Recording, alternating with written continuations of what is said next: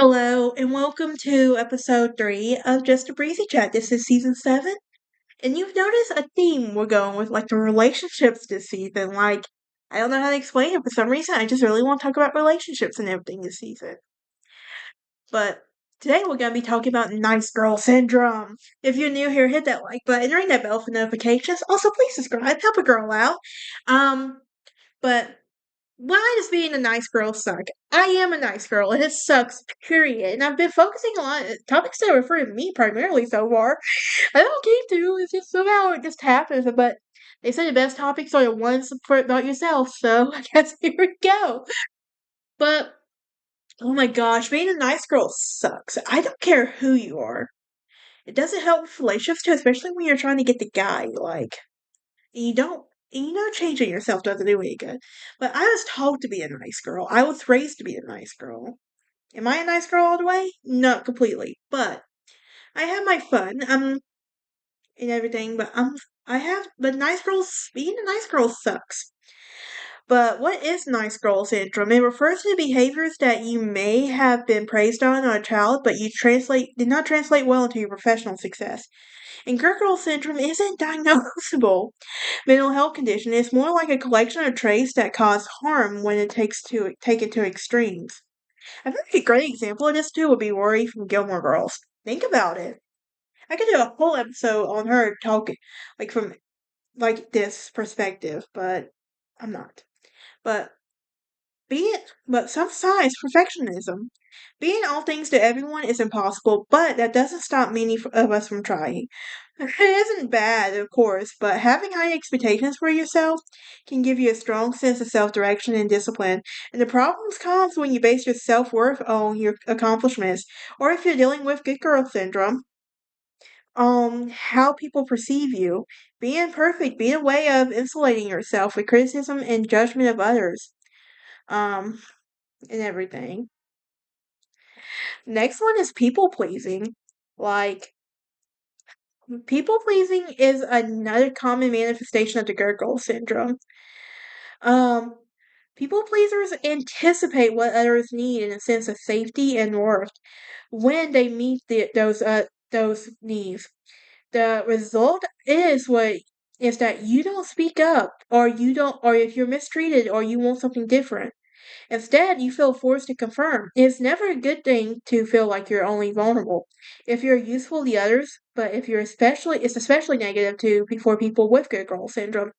To kind of fixate on feeling needs or that are unattainable, um, and everything. Then there's putting yourself first.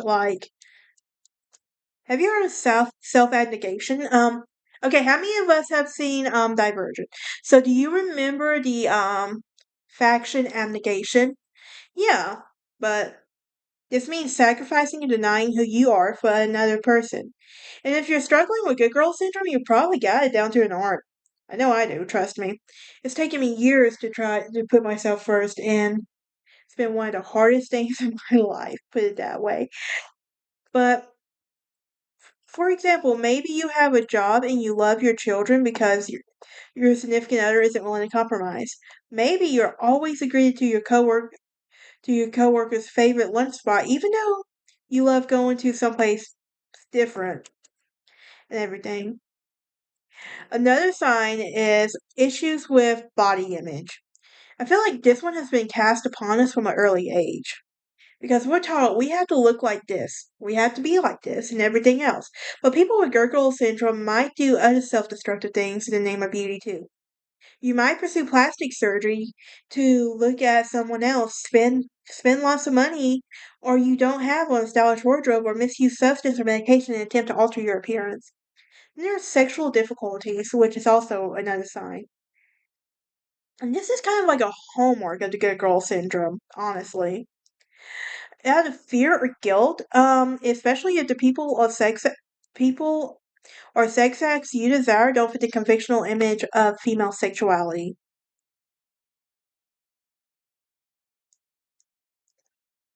Um, then there's a history of trauma. Ooh, don't get me started on trauma. I did one that. Ooh, trauma. Yeah, I get bugs, all my trauma, unload all my trauma, but I don't think that's a good idea. But good girl syndrome is often experienced with trauma. And we see it in mental health like PTSD and anxiety. And hypervigilance is also very common, like with this as well.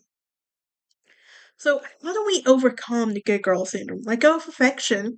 We have to acknowledge that it's okay to leave needs and vulnerabilities and embrace them, and that you can break free from them if you need to constantly please others to be true to yourself. We identify and validate feelings. Like people with good girl syndrome may appear happy all the time, but they also may feel negative emotions like anger, rage and resentment, like they've been taught to suppress. Acknowledging that validating those feelings is important. You take more chances. Start taking more chances. You take more chances. Like we have to take more chances. Be more self compassionate. Prioritize yourself.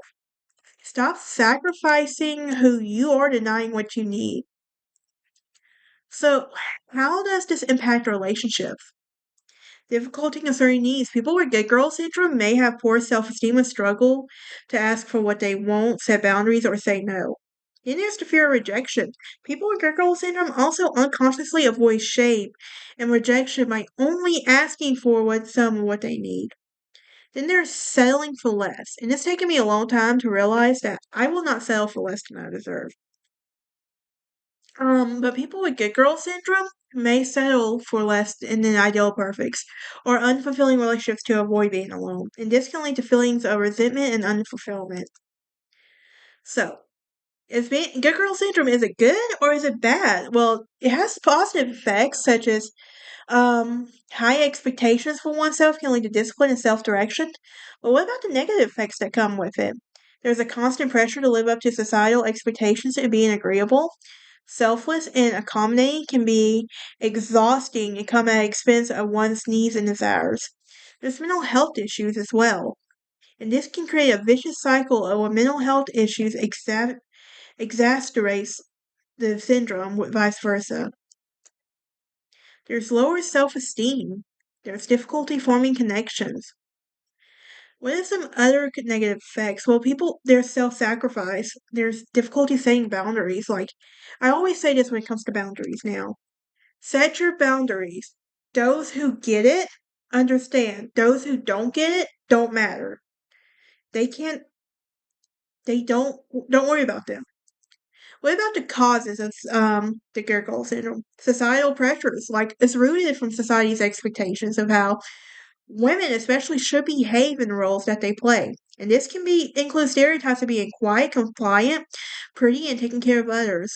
Like there's also cultural norms as well that can be passed down from generation. Upbringing. Being raised in a dysfunctional household where love is not there and the parents make their love feel conditional, it teaches it can lead a child to prioritize others' needs over their own. And this was hard to overcome too, because especially when you don't come from a loving environment. Personal experiences, people who are sensitive to rejection or abandonment may feel likely to exhibit behaviors associated with good girl syndrome as well. So, what are some things to remember? Um, well, be patient. Just know that it takes time to overcome the good girl syndrome. Celebrate your progress. The small victories matter, okay? I'm just going to leave that one there. Seek support. Get therapy. Get the help you need. Make time for yourself. Ask yourself questions. Be mindful. Um, give yourself permission that it's okay to be upset. It's okay to get angry. It's okay not to be perfect all the time. Don't be afraid to make mistakes. Um, and don't be afraid to admit you're not perfect. Recognize that you'll never have all the answers, and it's okay to admit that you don't know. But that is it for this episode. Join me next time as we talk about the guarded heart. I think you know what I'm talking about. Something I struggle with daily. But that is it for this episode. I will see y'all next time. Y'all have a great day.